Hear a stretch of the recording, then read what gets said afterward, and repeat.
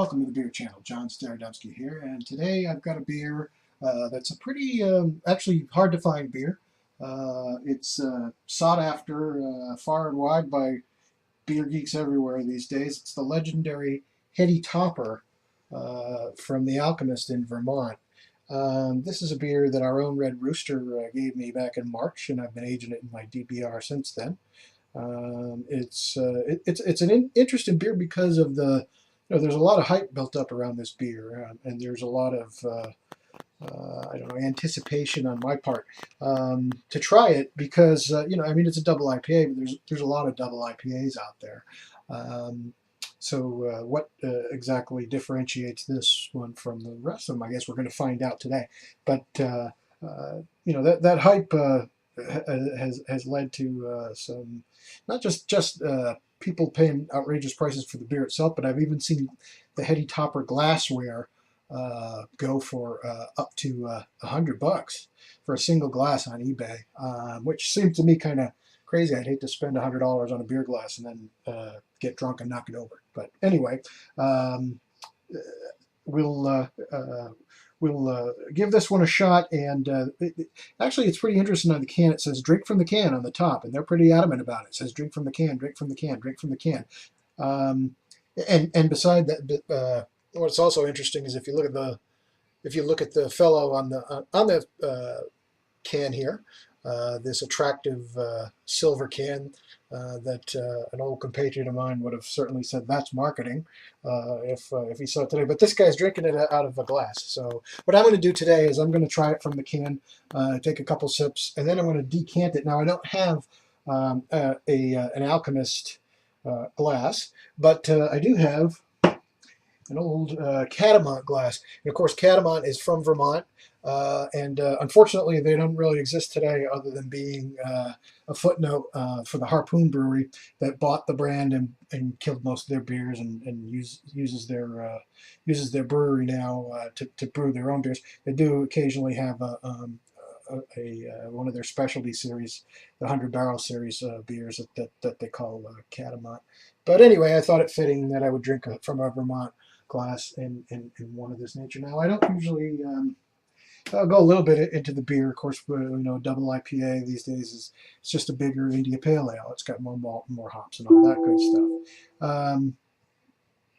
The I'm going to actually read from the back of the can here because it's kind of interesting. It gives you some background, and it tells me a little bit what to expect from this 8% double IPA. And the back of the can says that Heady Topper is an American double IPA. Okay, I just told you that. Beer is not intended to be the biggest or most bitter. It is meant to give you wave after wave of hoppy goodness on your palate.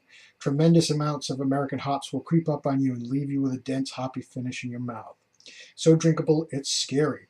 And then the brewer goes on, John Kimmick, he's talking about he wishes he could crawl right into the can. I've had that feeling before at breweries where I wanted to dive right into the aging tank or the fermenting vessel. But anyway, I give you the legendary Heady Topper, and let's see how it is. So we're going to go ahead and we're going to pop it. And I get some very fruity, resiny, a little bit of citrusy, hop aroma right out of the mouth of the can. Cans, of course, these days, they're making a big comeback. For the longest time, beer geeks eschewed cans. I never understood why. You certainly can have great beer in a can, and it definitely protects beer better from light than glass does.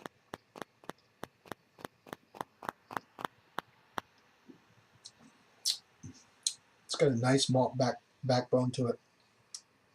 Very good chewy malt.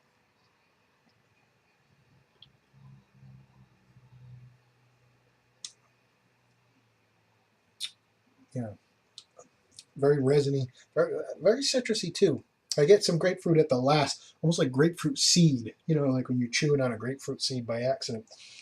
It's got the fleshy, pulpy, uh, bright citrusy grapefruit there too. But now I'm going to try it in the glass, only because I can't resist that. I know they tell you not to do it, but I'm going to do it anyway.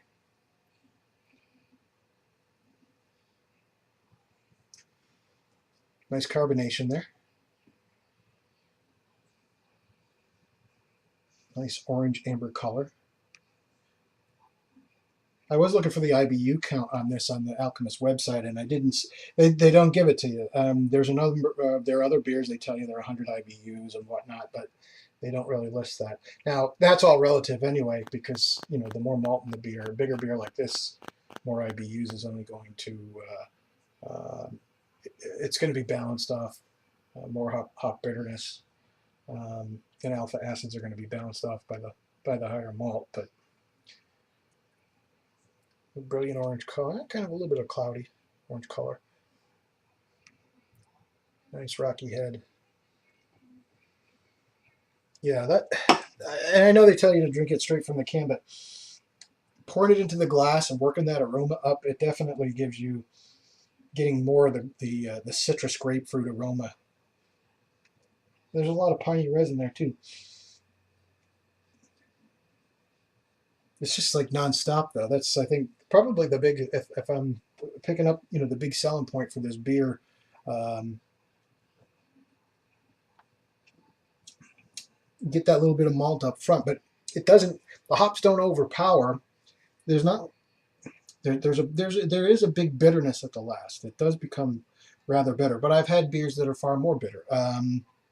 But it's just that this beer is saturated with hop character. I'm just getting so much the resin, the piney tar, and I think that actually is the.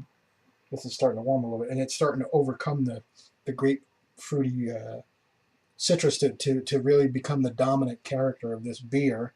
Um, and Yeah, that's amazing.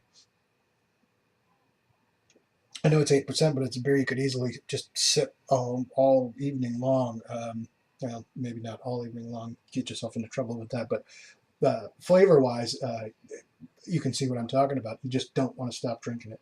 It's just so good. This is definitely one of the best double IPAs that I've ever had. And that man, my mouth is just full it's like a hot blast, a hot party in my mouth.